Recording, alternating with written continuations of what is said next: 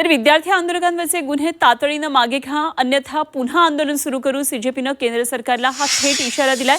सरकारकडून अटींचा भंग होत असल्याचा आरोप आहे. पेपरफुटी प्रकरणामध्ये दिल्लीत आंदोलनानं खळबळ उडवून देणाऱ्या सीजेपीनं पुन्हा एकदा आंदोलनाचा इशारा दिलाय.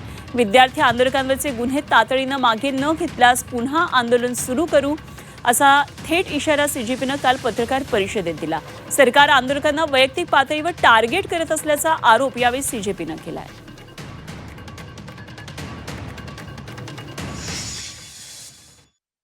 एफआईआर्स फाइल की गई है उन्हें विड्रॉ किया जाएगा. किसी भी प्रोटेस्टर या ऑर्गेनाइजर को परेशान नहीं किया जाएगा, डिटेन नहीं किया जाएगा, अरेस्ट नहीं किया जाएगा और फ्यूचर में किसी भी प्रोटेस्टर या ऑर्गेनाइजर पर कोई केस नहीं होगा.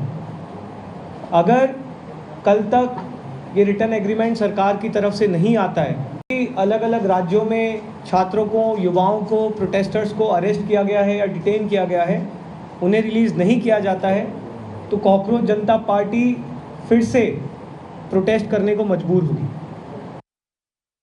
अपनी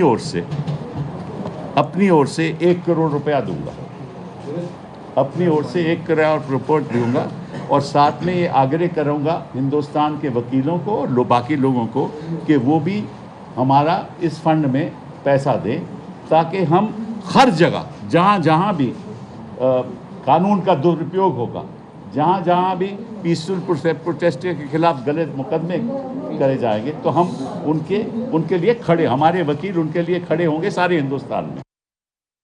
सीजेपीनं पुन्हा एकदा सरकारला इशारा दिलेला आहे. आता या सगळ्या पार्श्वभूमीवर आज कामकाज नेमकं संसदेतलं दोन्ही सभागृहांचं कसं चालतंय हे पाहायचं आणि विशेषतः लोकसभेतल्या कामकाजाकडे लक्ष असेल. ओम देशमुख आमचे प्रतिनिधी आपल्या बरोबर आहेत. आणखी सविस्तर तपशील जाणून घेऊया.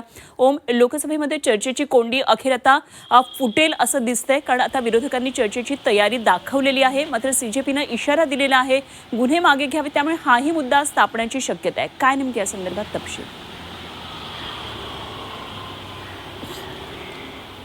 आपण पाहिलं असेल की काल खरं तर संसदेच्या अधिवेशनाच्या दुसऱ्या आठवड्यातला पहिला दिवस होता, परंतु विधेयकावर चर्चा होण्यापेक्षा तो दिवस खरं तर विरोधकांनी सत्ताधाऱ्यांमधल्या आरोप प्रत्यारोप आणि एकंदर गदारोळामुळे फारसा काही कामकाज काल होऊ शकलं नाही. मात्र आज या सगळ्या संदर्भात केंद्रीय गृहमंत्री अमित शहा यांनी दिल्लीत झालेल्या लाठीचार्जवरती उत्तर द्यावं या विरोधकांच्या मागणीच्या मुद्द्यावरून आज कुठेतरी संसदेमध्ये सत्ताधारी आणि विरोधक चर्चेसाठी एकत्र येण्याबाबत एकमत झालेलं आहे.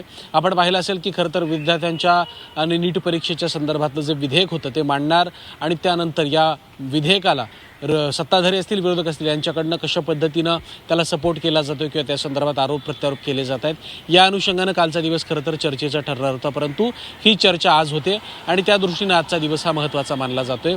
मुख्यत्वे जर आपण पाहायला गेलं तर केंद्रीय गृहमंत्री अमित शहा आणि दुसऱ्या बाजूनं लोकसभेतले विरोधी पक्षनेते राहुल गांधी हे या चर्चेमध्ये सहभागी होऊ शकतात असं बोललं जाते. खरं तर विरोधी पक्षाकडनं सातत्यानं या विधेयकावरून आणि एकंदर नीटच्या पेपरफुटीवरून मोठ्या प्रमाणात रान पेटवलं गेलं. या सगळ्याचा परिपाक म्हणून सरकारला संसदेमध्ये विधेयक आणावं लागतं आणि या विधेयकावरून चर्चा सुद्धा आज होणं हे क्रमप्राप्त आहे. दुसऱ्या बाजूला तुम्ही जो सीजेपीचा मुद्दा उपस्थित केलात, कॉकरोच जनता पार्टीकडनं भूमिका मांडण्यात आली आहे. कुठल्याही प्रकारचे गुन्हे दाखल होऊ नयेत, कुठल्याही प्रोटेस्टरला अर्थात आंदोलकाला अटक केली जाऊ नये किंवा त्यावरती लिगल कारवाई केली जाऊ नये, अशा प्रकारची लेखी मागणी, लेखी या संदर्भातली हमी आणि या सगळ्या संदर्भातलं ॲग्रीमेंट सरकारनं द्यावं अशी भूमिका सीजेपीकडनं सुद्धा व्यक्त करण्यात आली आहे. त्यामुळे आजचा दिवस जो आहे तो खरं तर विद्यार्थी आंदोलन आणि संसदेत होणाऱ्या कारवाईच्या दृष्टीनं अत्यंत महत्त्वाचा आहे. विद्यार्थ्यांच्या संदर्भात विधेयक मांडलं जाईल आणि कशा पद्धतीने या विधेयकाच्या माध्यमातून विद्यार्थ्यांना पुढील काळामध्ये कुठल्याही पेपरफुटी किंवा तत्सम प्रकारच्या गैरकृत्यापासून नुकसान होणार नाही याबाबत सरकारकडनं हमी देण्याचा प्रयत्न केला जातोय.